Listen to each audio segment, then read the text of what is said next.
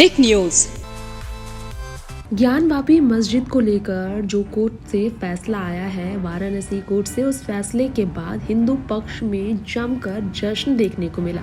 दरअसल हिंदू पक्ष को लेकर सुनवाई के लिए जब वाराणसी कोर्ट में बात रखी गई तो फिर ज्ञानवापी मस्जिद को लेकर फैसला हिंदू पक्ष में कुछ इस तरह से आया कि कोर्ट में ये कहा गया कि श्रृंगार गौरी की पूजा से जुड़ा फैसला पर सुनवाई योग्य है। जी हाँ, 22 सितंबर को इसे लेकर सुनवाई होगी। श्रृंगार गौरी की पूजा की सुनवाई को योग्य मानते हुए इस पर याचिका जो दायर की गई थी, इसे लेकर अब कोर्ट में फैसला हिंदू पक्ष की में आया है। यानी कि मुस्लिमों का पक्ष ये कहता है कि पूजा नहीं होना चाहिए, लेकिन हिंदुओं के पक्ष में फैसला अब कहीं ना कहीं पूरे वाराणसी में हिंदुओं को जश्न मनाने का मौका दे बैठा है। इसे लेकर ही AIMIM के नेता असदुद्दीन ओवैसी ने जमकर टिप्पणी की और खुली धमकी दी है केंद्र सरकार को। यूपी में भी बीजेपी की सरकार है, कह दिया है केंद्र सरकार को। और भाजपा से असदुद्दीन ओवैसी ने कोर्ट के फैसले के बाद सुनवाई के योग्य हिंदू पक्ष के इस याचिका को मानने के बाद कोर्ट से ये कहा है असदुद्दीन ओवैसी ने कि अब हालात स्थिर नहीं होंगे, देश में अस्थिरता जैसे माहौल बन रहे हैं।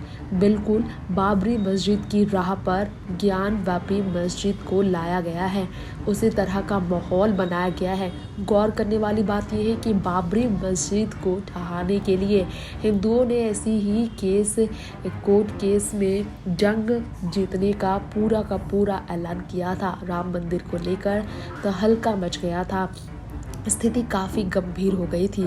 ओवैसी ने यहाँ हिदायत दे दी है कि देश में अस्थिरता का माहौल बनाया जा रहा है और निश्चित है जो फैसले आएंगे हिंदू पक्ष में सुनवाई के बाद, इसके बाद बाबरी मस्जिद की राह पर ज्ञानवापी मस्जिद को ले जाया जाएगा। यानी कि मुस्लिमों को भड़काने का काम कहें या फिर कहा जाए धमकी देना, इस तरह से ओवैसी ने जमकर निशाना साधा है।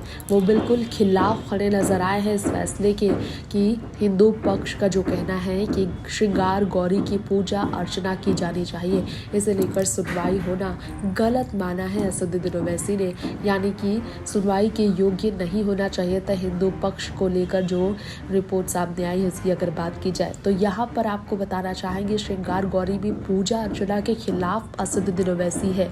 उनका कहना है कि इस तरह से हालात और बिगड़ते जाएंगे और लिटिगेशन और बढ़ेगी। तो आपका क्या कहना है, हमें रिपोर्ट में बताएं। गौर हो कि शिवलिंग और फव्वारे को लेकर ज्ञानवापी मस्जिद से जुड़े मामले काफ़ी गंभीर हो चुके हैं। जी हाँ, फव्वारे को शिवलिंग कह रही है हिंदू पक्ष, और हिंदू पक्ष के वकील ने ये साबित करने के लिए ये नई लड़ाई शुरू की है ज्ञानवापी मस्जिद के खिलाफ, जिसकी वजह से मुस्लिम पक्ष काफ़ी है परेशान। टेक न्यूज़ से तृप्ति की रिपोर्ट।